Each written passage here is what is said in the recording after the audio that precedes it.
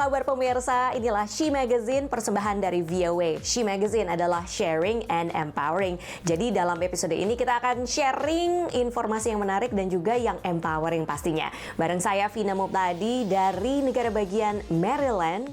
Dan senang sekali ya kita ketemu lagi bersama saya Ian Umar di apartemen saya di Washington DC. She Magazine, kita selalu sharing, kita selalu empowering di sini. Walaupun di masa pandemi ya, tetap harus, itu wajib. Nah, aku tahu deh, Ian pasti kan salah satu hobinya masak ya. Nah, udah berbulan-bulan lebih di rumah, kayaknya makin jago masaknya. Atau mungkin ada ada pola berbeda gitu untuk makan, untuk masak. Tapi percaya apa atau enggak, saya kan sering memang ya nyoba beberapa menu, tapi kadang-kadang itu suka stuck loh, Vin. Beneran, walaupun saya sering masak, ada satu hari yang bener-bener saya nggak mau masak sama sekali. Ini cuma mau apa gitu, bingung mau apa gitu loh jadinya. Jadi gimana, beli take away atau gimana? Yang jelas pasti biasanya itu yang nyelamatin adalah order keluar gitu. Order yang keluar yang gampang aja gitu, yang nggak mikir-mikir. Pokoknya pengen makan hamburger atau apa gitu, makan kentang aja gitu. Karena saya sering banget makan Asia kan ya, masak-masakan Asia atau Indonesia. Nah yang kayak gitu, biasanya kayak gitu. Yang berubah patternnya ya seperti itu buat saya. Emang ya, ini kayaknya segala hal harus menyesuaikan gara-gara pandemi, termasuk soal makanan juga ternyata harus diatur-atur pemirsa. Well, we do whatever works for our family, ya kan? Mungkin pemirsa juga melakukan penyesuaian tersendiri. She Magazine akan diawali seperti biasa dengan news flash yang berisi beberapa prestasi perempuan di mancanegara. Jurnalis veteran Amerika Katie Couric dipilih oleh kampanye First Women Jane Walker sebagai penyiar TV berita tunggal perempuan pertama untuk siaran petang. Katie Couric pernah menjadi perempuan penyiar berita malam pertama di stasiun besar seperti NBC, ABC, dan CBS. Asisten pelatih San Antonio Spurs Amerika Becky Hammon menjadi perempuan pertama yang bertanggung jawab memegang sebuah tim NBA. Dia mengambil alih peran itu setelah kepala pelatih Greg Popovich dikeluarkan. Hammon, 43 tahun, punya pengalaman karir sebagai pemain di WNBA selama 16 tahun. Perempuan Brazil Edina Alves Batista juga mencetak sejarah setelah terpilih untuk menjadi wasit dalam Club World Cup pada bulan Februari. Dia menjadi perempuan pertama yang menjadi wasit pertandingan sepak bola putra profesional.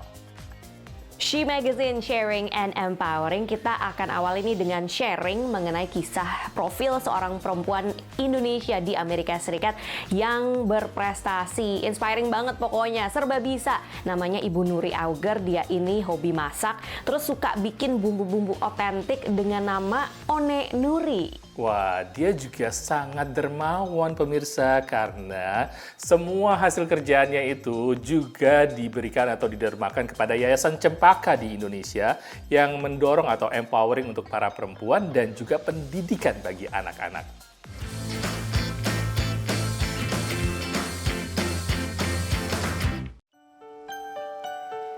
Bumbu rendang One Nuri, that is not one, bukan one, tapi One meaning mother. Nah, di Padang ya. Jadi saya pakai Mother Nuri gitu ya. Seperti masakan ibu di rumah. Inilah yang membedakan berbagai bumbu buatan Ibu Nuri Auger, diaspora Indonesia di Baltimore, Maryland.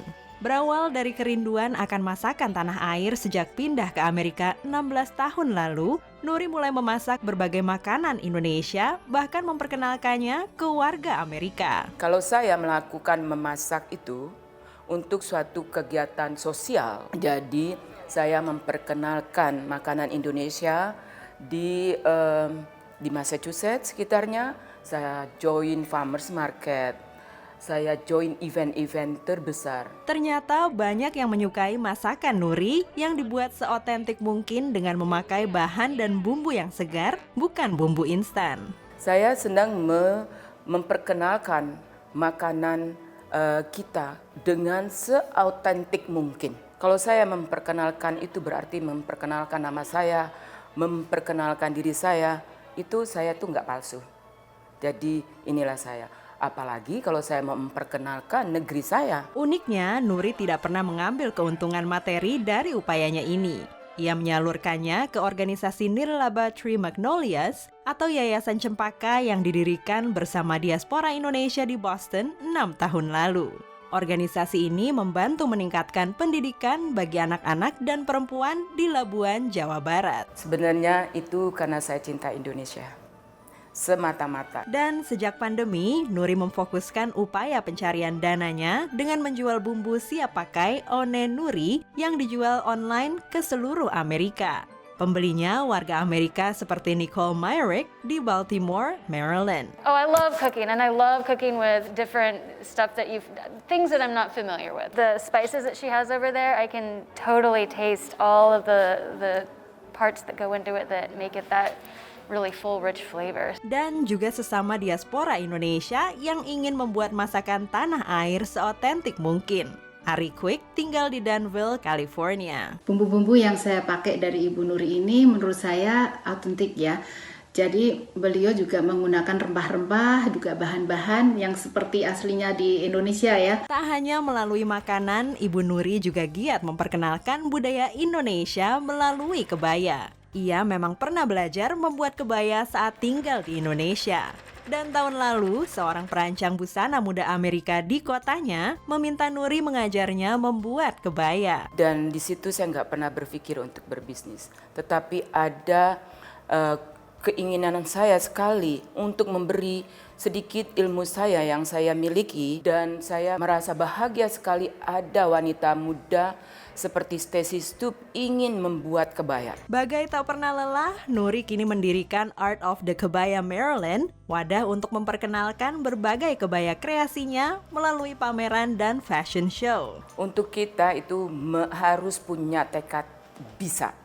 Saya bisa. Saya rasa perempuan itu kuat sekali. Super. Bukan saya rasa, saya merasakannya. Dari Baltimore, Maryland, Dania Iman, Nia Iman Santoso, VOA. Ibu Nuri ini juga jago menjahit pemirsa, spesialisasinya adalah bikin kebaya. Bahkan ia pernah mendapat dana hibah nih untuk membiayai program kepelatihan. Jadi dia ini keahliannya itu dibagikan, dia mengajarkan kebaya ke orang lain juga. Waduh, multi talenta dan juga dia senang berbagi. Perempuan hebat, salah satu contoh perempuan hebat. Oke, masih ada kisah inspirasi lainnya dan jangan kemana-mana, hanya di She Magazine.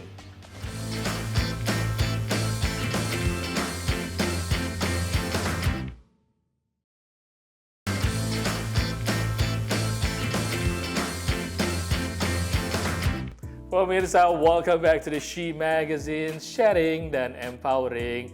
Di masa pandemi ini kayaknya bisa dipastikan semuanya menonton di layar terlalu banyak, nggak cuma di komputer, tapi juga di HP. Tapi apa yang dilihat coba? Yang pasti sosial media. Karena mungkin itu adalah cara yang paling efektif untuk tetap berhubungan dengan teman-teman ataupun juga dengan keluarga. Tapi kayaknya ada dampak yang juga kurang baik nih ya, Vin ya. Iya, karena kan apalagi di tengah pandemi virus corona dan juga mungkin di tengah iklim politik yang serba divisive gitu kan.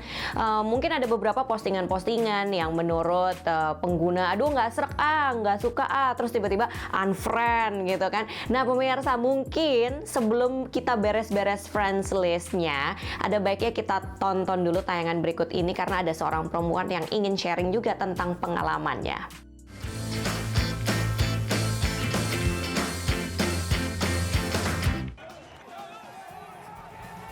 Pilpres telah lewat di saat COVID masih mengganas, tapi kedua isu ini terus memecah rakyat AS. Hey Eddie, how you doing? Kevin McMullen jarang berkomunikasi dengan keluarganya sejak 2016. Saat ia memilih capres Partai Demokrat Hillary Clinton dalam Pilpres, keluarganya di Pennsylvania memilih Donald Trump. Akibatnya setiap pembicaraan berakhir dengan pertengkaran. Kevin kini tinggal di kota New York dan belakangan jarang mudik bertemu keluarga. Нет, я не только CNN смотрю. Подожди, hold on. Я не только CNN смотрю. Я Fox News тоже смотрю, между прочим. Sementara Lyubov Borod dan keluarganya pindah ke AS dari Rusia sekitar 40 tahun lalu. Saat mereka berimigrasi, Jimmy Carter adalah presiden AS. Begitu menjadi warga negara, kakak adik ini memilih Ronald Reagan. Lalu capres Partai Republik lain dalam pilpres-pilpres selanjutnya. Tapi sejak 2000-an, Lyubov beralih ke capres-capres Demokrat, sehingga hubungannya dengan keluarga menjadi renggang. Я, например, не разговариваю со своей сестрой, не разговариваю со своей подругой, с которой я продружила 25 лет. И это обидно. Unfollow, unfriend, atau bahkan block menjadi fenomena yang kian sering terjadi di tengah tajamnya polarisasi politik. The Public Religion Research Institute adalah salah satu lembaga yang meneliti terjadinya polarisasi politik yang cukup tajam ini. Dalam survei yang digelar oleh lembaga ini, sekitar 80% responden mengaku mereka tidak memiliki teman dekat yang berbeda pilihan politik. Dan ini meluas juga ke percintaan. Sekitar 84% dari pengguna aplikasi perjodohan mengaku mereka tidak bisa menerima calon pasangan bila calon pasangan tersebut ternyata berbeda pandangan politiknya. Survei yang sama menyebutkan pendukung Partai Demokrat lebih sering melepas pertemanan online dengan orang yang berlawanan pendapat. Sue Chef adalah penulis buku Shame Nation yang mengangkat meningkatnya permusuhan online. Menurutnya, bila tak sepakat memandang sejumlah isu, cukup unfollow saja dan tak lagi melihat postingan teman yang menyinggung perasaan. I personally have unfollowed people since the 2008, 2016, and even this year. The hate, the divisiveness is not healthy for anybody. Polarisasi yang kian tajam ini bukan fenomena baru menurut analis, tapi ini diperparah oleh media sosial yang membuat lini masa orang kini cenderung hanya menampilkan satu sisi persoalan saja karena semakin sedikitnya teman yang berlawanan pendapat. Dari Washington DC, Nova Purwadi, VOA. Selain klik atau button unfriend, ternyata ada juga dampak negatif lain nih. Kalau misalnya media sosial, biasa nih kan ya kita foto-foto, ada banyak banget nih foto-fotonya yang difilter. Ayo ngaku difilter pakai apa aja nih? Direkayasa, aduh macam-macam deh pokoknya direkayasa. Tapi jangan salah ya, walaupun direkayasa ternyata kita bisa tahu loh aslinya sekarang. Bisa tahu, aduh kawan. Iya. Tapi ternyata ini emang canggih ya kalau ada app yang bisa membuat wajah jadi kelihatan berbeda, jadi kelihatan lebih kece. Ada juga app yang bisa membongkar tabir filter itu semuanya. Jadi jangan main-main. Langsung aja kita lihat tayangan yang berikut ini.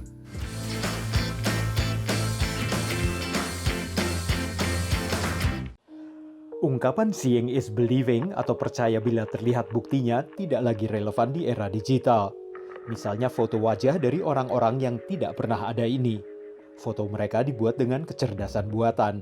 Semakin pesatnya kemajuan teknologi kecerdasan buatan dan editing membuat sulit bagi kita untuk menentukan keaslian sebuah foto. Instead of trying to detect what's fake, you try to prove what's real. Perusahaan TrueFake membuat software penanda untuk membantu pengguna mengetahui otentik tidaknya sebuah foto. Bermitra dengan perusahaan semikonduktor Qualcomm, TrueFake menanamkan teknologi pendeteksi pada sirkuit terpadu seperti yang ada di pemindai sidik jari atau wajah pada ponsel pintar. We produce these photos that essentially have a seal on them. If anybody was to modify anything about the photos, whether the pixels, the date and time, the location where it was captured, that seal would be broken essentially, and we would be able to know that that file has been modified since the time of capture. Selain lokasi dan waktu pengambilan gambar, TrueFake juga menanamkan peta 3 dimensi detail suasana di depan lensa kamera. Nantinya pengguna bisa mengakses informasi ini bersama data perubahan apa saja yang dilakukan pada foto. So you have full transparency of exactly, what happened from the time that light entered into the camera to then light coming out of the display essentially into your eyes. TrueFake berkolaborasi dengan Microsoft, Adobe, dan sejumlah organisasi media untuk menyajikan teknologi ini secara publik dan bisa diakses pada setiap browser atau aplikasi yang menampilkan foto. If we were to look out on a 10-year horizon, we expect that any photo or video will come with proof of its authenticity. Sehingga foto rekayasa seperti ini akan semakin mudah terdeteksi karena adanya aplikasi yang memberikan penanda keaslian pada setiap foto dan video di masa mendatang. Dari Arlington, Virginia, saya Helmi Yohanes dan tim VOA. foto yang kelihatan lebih cantik atau kelihatan lebih keren, hati-hati ya. Tapi saya jadi ingat dengan app yang bisa bikin kita lebih tua. Oh, itu iya. justru menarik kalau menurut saya. Atau mungkin bayinya seperti apa, itu justru lebih menarik. Karena buat lucu-lucuan aja kan. Iya bener-bener. Aku ingat juga ada app yang bisa bikin kita jadi kelihatan kayak lawan gender. Udah gitu ada seorang pengguna yang memposting foto yang lawan gender itu ke sebuah aplikasi dating online. Terus ada yang percaya. That is so funny. Waduh, Hati-hati makanya ya. ya hati-hati sama perkembangan teknologi pemirsa, jangan sampai kita dikelabui, oke? She Magazine masih akan sharing dan empowering setelah yang berikut ini.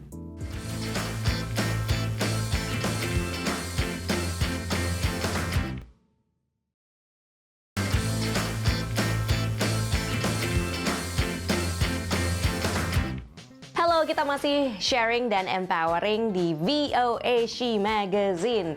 Pemirsa, seperti biasa nih, kita akan sharing tentang kisah perempuan yang inspiratif, termasuk yang berikut ini. Namanya Maria, dia adalah perempuan asal Kolombia, punya pekerjaan bergaji tinggi sebagai paralegal. Tapi dia melepaskan pekerjaan itu untuk membersihkan pantai. Kayaknya sukses nih organisasinya. Namanya adalah Clean This Beach Up. Dan dia sudah merekrut ribuan relawan, bahkan sudah berkilo-kilo sampah dibersihkan dari pantai Miami ini. Dan kisahnya sangat menarik dan penuh inspirasi. Kita lihat yuk.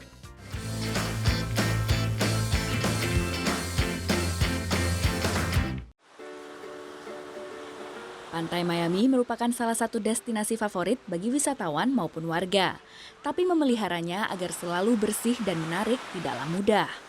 Para relawan ini memunguti sampah di bawah terik matahari. You don't want to go and sit there in a dirty, trashy beach. And so for me, I want people to experience what the real Miami, the beautiful Miami, right? Which is clean water, not just for us, but also for our wildlife. And so that's why I spend most of my time cleaning instead of tanning, which is, well, I still get pretty dark. Perempuan asal Kolombia ini tiba di Miami setelah menetap di New York. Setelah meraih sarjana hukum, Maria bekerja sebagai paralegal. Tapi di akhir pekan, ia dan teman-teman sukarela membersihkan pantai. Tak lama kemudian, Maria menyadari bahwa bekerja di udara terbuka seperti ini lebih memuaskan daripada berurusan dengan kontrak atau dokumen hukum di kantor yang pengap. Lalu tercetus ide mendirikan organisasi relawan Clean This Beach Up. I didn't want to be on a 9 to 5 working towards something that wasn't inspiring me or my passion. So when I was able to find what I really wanted to do, which is this, I decided to quit my job and dedicate myself to run Clean This Beach Up full time. Keputusan Maria hengkang dari pekerjaan bergaji tinggi ini didukung keluarganya. Back in my country, I'm from Colombia. They see picking up trash as a job, a dirty job, but it's the most rewarding thing ever. And so now they understand that and they feel really proud. Tiap akhir pekan, lusinan relawan membantu Maria membersihkan pantai dan ratusan ikut serta dalam berbagai acara yang diadakan organisasinya. Bersama tim, Maria ingin membuat pembersihan pantai menjadi kegiatan yang seru dan menyenangkan, lengkap dengan musik, snack, dan warming up. When I first started doing these kinds of things, I think she was one of the first people I met, like this organization, and she was like really nice and like she just like took me in. So I think without her, maybe I would have been just like doing here and there. But I joined her organization. I've been doing it like almost every week. Kini lebih dari 2.000 orang tergabung menjadi relawan Clean This Beach Up. Sejauh ini mereka telah membersihkan lebih dari 10.000 kilogram sampah yang mengotori Miami Beach. Dari Miami, Florida, VOA. Saya kan senang banget ke pantai ya, Vin ya. Nah, kebiasaan saya memang kalau ke pantai yang publik, memang jarang sekali terlihat tempat sampah. Tapi di sini kita selalu membawa kembali sampah-sampah yang kita bawa. Misalnya saya ada sampah lah di sini dan selalu dimasukkan ke dalam tas dan nggak dibuang di tempat sampah atau di jalanan atau walaupun ada tempat sampah, biasanya saya bawa pulang ke rumah dan ke tempat sampah yang proper gitu loh. Jadi kayaknya itu udah kebiasaan. Iya, jadi kan bisa dipilah-pilah, disesuaikan kan. Itu juga yang saya lakukan biasanya kalau jalan-jalan ke park. Aku sama anak-anak suka jalan-jalan hiking atau trekking di park yang terbuka di sini kan. Nah, yang saya suka nih sama park pemirsa di Amerika Serikat, itu tempatnya banyak banget tersebar di mana-mana. Dekat kompleks saya tinggal jalan kaki juga ada. Udah bisa menemukan jalur trekking yang sangat asri. Dan banyak yang family friendly juga nih ya. Irfan Ihsan akan mengajak kita ke sebuah park bernama Rock Creek Park di Washington DC.